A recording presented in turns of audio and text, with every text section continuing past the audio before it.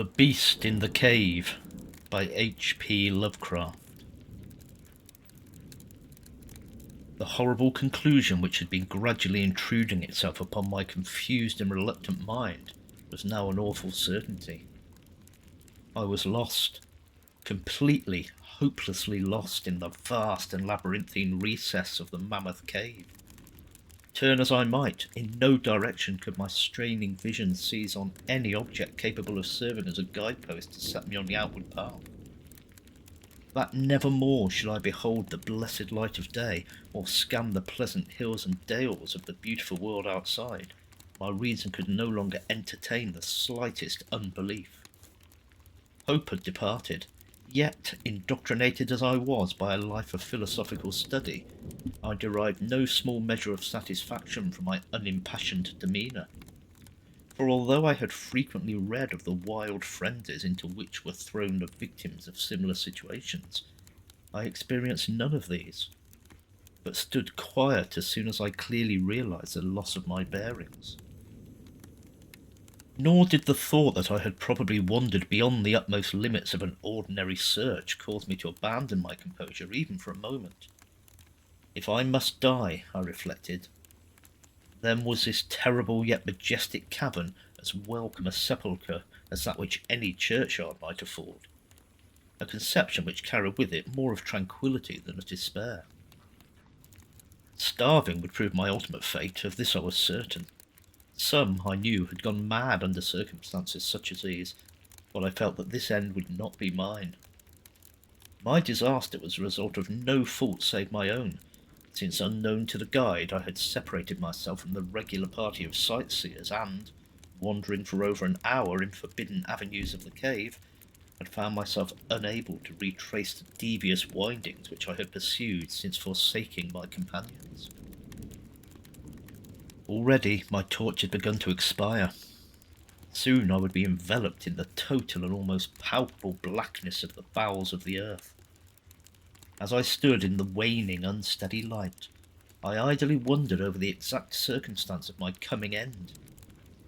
I remembered the accounts which I had heard of the colony of consumptives who, taking their residence in this gigantic grotto to find health from the apparently salubrious air of the underground world, with its steady, uniform temperature, pure air, and peaceful quiet, had found instead death in strange and ghastly form. I had seen the sad remains of their ill-made cottages as I passed them by with the party, and had wondered what unnatural influence a long sojourn in this immense and silent cavern would exert upon one as healthy and vigorous as I. Now, I grimly told myself, my opportunity for settling this point had arrived, provided that want of food should not bring me too speedy a departure from this life. As the last fitful rays of my torch faded into obscurity, I resolved to leave no stone unturned, no possible means of escape neglected. So, summoning all the powers possessed by my lungs, I set up a series of loud shoutings in the vain hope of attracting the attention of the guide by my clamour. Yet, as I called, I believed in my heart that my cries were to no purpose, and that my voice, magnified and reflected by the numberless ramparts of the black maze about me, fell upon no ears save my own. All at once, however, my attention was fixed with a start, as I fancied that I heard the sound of soft approaching steps on the rocky floor of the cavern. Was my deliverance about to be accomplished so soon? Had then all my horrible apprehensions been for naught, and was the guide, having marked my unwarranted absence from the party, following my course and seeking me out in this limestone labyrinth? Whilst these joyful queries arose in my brain, I was on the point of renewing my cries in order that my discovery might come the sooner, when in an instant my delight was turned to horror as I listened. For my ever-acute ear, now sharpened in even greater degree by the complete silence of the cave, bore to my benumbed understanding the unexpected and dreadful knowledge that these footfalls were not like those of any mortal man. In the unearthly stillness of this subterranean region, the tread of the booted guide would have sounded like a series of sharp and incisive blows. These impacts were soft and stealthy, as of the paws of some feline. Besides, when I listened carefully, I seemed to trace the falls of 4 instead of 2 feet. I was now convinced that I had, by my own cries, aroused and attracted some wild beast, perhaps a mountain lion which had accidentally strayed within the cave. Perhaps, I considered, the Almighty had chosen for me a swifter and more merciful death than that of hunger. Yet the instinct of self-preservation, never wholly dormant, was stirred in my breast, and though escape from the oncoming peril might but spare me for a sterner and more lingering end, I determined nevertheless to part with my life at as high a price as I could command. Strange as it may seem, my mind conceived of no intent on the part of the visitor save that of hostility. Accordingly, I became very quiet, in the hope that the unknown beast would, in the absence of guiding sound, lose its direction as had I, and thus pass by me. This hope was not destined for realization, for the strange footfalls steadily advanced. The animal, evidently having obtained my scent, which in an atmosphere so absolutely free from all distracting influences as is that of a cave, could doubtless be followed at great distance. Seeing, therefore, that I must be armed for defence against an uncanny and unseen attack in the dark, I groped about me the largest of the fragments of rock which were strewn upon all parts of the floor of the cavern in the vicinity, grasping one in each hand for immediate use, awaited with resignation the inevitable result. Meanwhile, the hideous pattering of the paws drew near. Certainly the conduct of the creature was exceedingly strange. Most of the time the tread seemed to be that of a quadruped, walking with a singular lack of unison betwixt hind and forefeet. Yet at brief and infrequent intervals I fancied that but 2 feet were engaged in the process of locomotion. I wonder what species of animal was to confront me. It must, I thought, be some unfortunate beast who had paid for its curiosity to investigate one of the entrances of the fearful grotto, with a lifelong confinement in its interminable recesses. It doubtless obtained as food the eyeless fish, bats, and rats of the cave, as well as some of the ordinary fish that are wafted in at every freshet of the Green River, which communicates in some occult manner with the waters of the cave. I occupied my terrible vigil with grotesque conjectures of what alteration cave life might have wrought on the physical structure of the beast, remembering the awful appearances ascribed by local tradition to the consumptives who had died after long residence in the cave. Then I remembered with a start that, even should I succeed in felling my antagonist, I should never behold its form, as my torch had long since been extinct and I was entirely unprovided with matches. The tension on my brain now became frightful. My disordered fancy conjured up hideous and fearsome shapes from the sinister darkness that surrounded me, and that actually seemed to press upon my body. Nearer, nearer, the dreadful footfalls approached. It seemed that I must give vent to a piercing scream, yet had I been sufficiently irresolute to attempt such a thing, my voice could scarce have responded. I was petrified, rooted to the spot. I doubted if my right arm would allow me to hurl its missile at the oncoming thing when the crucial moment should arrive. Now the steady pat, pat of the steps was close at hand. Now very close. I could hear the laboured breathing of the animal, and terror-struck as I was, I realised that it must have come from a considerable distance, and was correspondingly fatigued. Suddenly the spell broke. My right hand, guided by my ever-trustworthy sense of hearing, threw with full force the sharp-angled bit of limestone which it contained towards that point in the darkness from which emanated the breathing and pattering, and, wonderful to relate, it nearly reached its goal, for I heard the thing jump, landing at a distance away where it seemed to pause. Having readjusted my aim, I discharged my second missile, this time most effectively, for with a flood of joy I listened as the creature fell in what sounded like a complete collapse, and evidently remained prone and unmoving. Almost overpowered by the great relief which rushed over me, I reeled back against the wall. The breathing continued, in heavy, gasping inhalations and expirations, whence I realised that I had no more than wounded the creature, and now all desire to examine the thing ceased.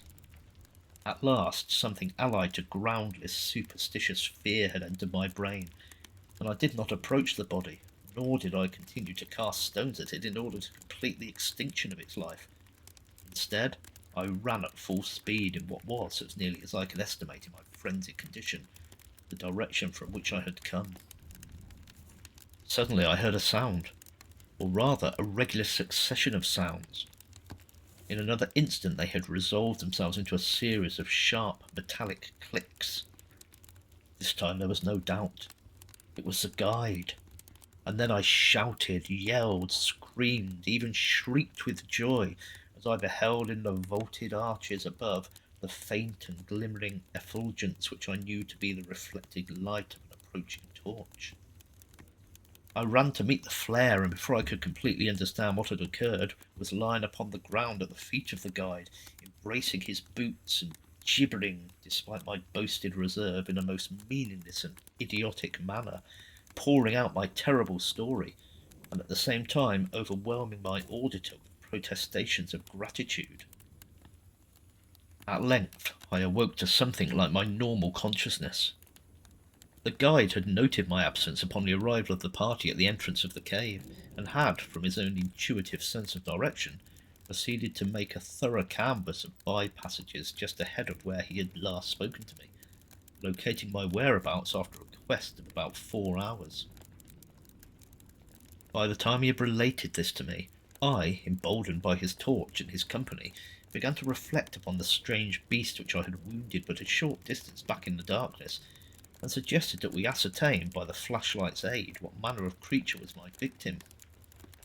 Accordingly, I retraced my steps, this time with a courage born of companionship, to the scene of my terrible experience.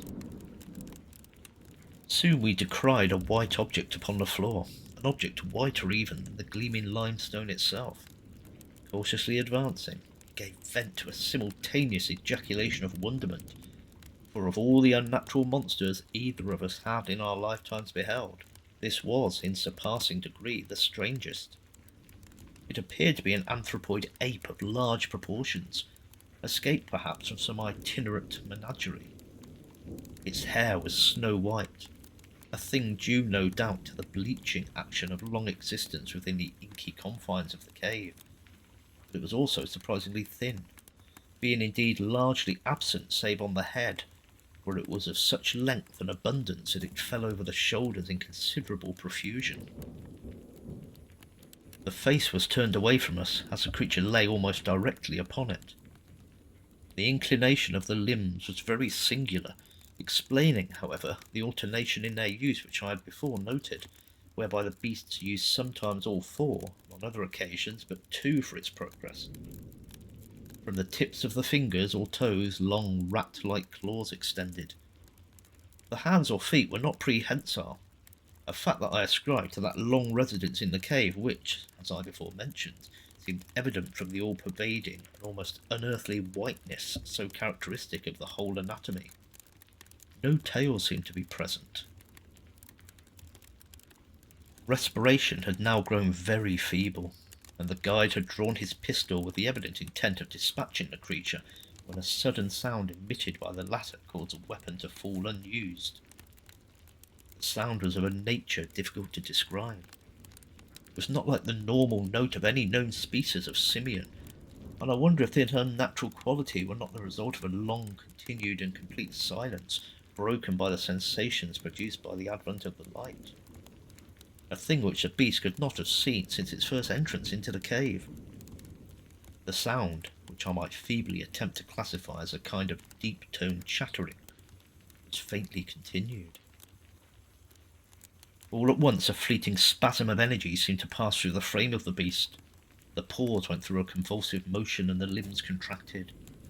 With a jerk, the white body rolled over so that its face was turned in our direction. For a moment, I was so struck with horror at the eyes thus revealed that I noted nothing else. They were black, those eyes, deep, jetty black, in hideous contrast to the snow-white hair and flesh. Like those of other cave denizens, they were deeply sunken in their orbits and were entirely destitute of iris. As I looked more closely, I saw that they were set in a face less prognathous than that of the average ape, and infinitely less hairy. The nose was quite distinct, and as we gazed upon the uncanny sight presented to our vision, the thick lips opened, and several sounds issued from them, after which the thing relaxed in death. The guide clutched my coat sleeve and trembled so violently that the light shook fitfully, casting weird moving shadows on the walls.